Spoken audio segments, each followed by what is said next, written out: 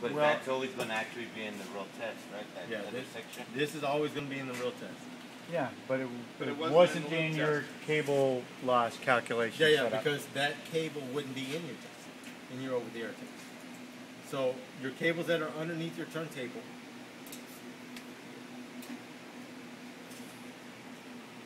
so this cable right here, so you got your port 1 coming out underneath your max unit.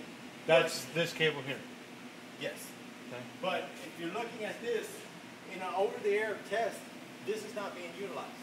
You would not be using that in an over, because your device under test will be the signal. Right, got it. Right. So we don't need this cable in the actual range loss.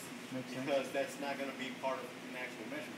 So we do the loopback cable to get this, remove this from the get-go. You understand? So we do a loopback to take this cable out of the mix. I mean, if you really wanted to get that cable out of the mix, you'd hook just this cable back up to itself, not have these other cables attached. Well, then how do you account for this? If you take that long cable and hook it up to itself. No, you have that look, have that output there, and then have that same cable come back to here. You're doing it. You take this long loopback cable, hook it up to the. Yeah, but now you got extra cable in there. But how else are you gonna hook that up?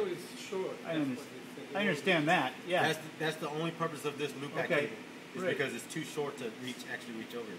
If you could, that'd be ideal. You're right. Okay, so the but whole you're not. point of that loopback test is to find out what the cable loss is for. No, you don't care what the cable loss is. You just care about removing this, removing that out of the equation. Yeah. But what are you removing from the equation? Is the cable loss from that the loss from that cable? That's your cable Yeah, right yeah, there. that's correct. That's Yeah. Okay. normalizing that cable. Yeah. So you would take that out of the mix, and then you would take. This is now zeroed out. So now all you care about is the loss from that antenna up here. So your device under test, which would be on your MAPS unit. Now you want to know from this device here, the loss through that antenna through these switches to your spectrum analyzer. That's your TRP path. For your TIS path, follows the same path, except for instead of going to the spectrum analyzer, it's coming to the out of the communication test. So you would measure both ports. But you can't actually. So now you have an extra cable before when you do that. But you can do the just extra cable, then subtract these two cables. Never Yeah, mind. why wouldn't you just do it all as one instead of having two separate ones? It's just all one continuous amount of loss that's accounted for and reset back to zero. Yeah, see, that's what I thought we were doing, but now we've got this extra cable that wasn't accounted for. No, that is your part of your cable range part loss. of your Oh, that's your, part of your range loss. When they have your the switch range loss, matrix. Oh, so we're doing they another. included that one. So Okay.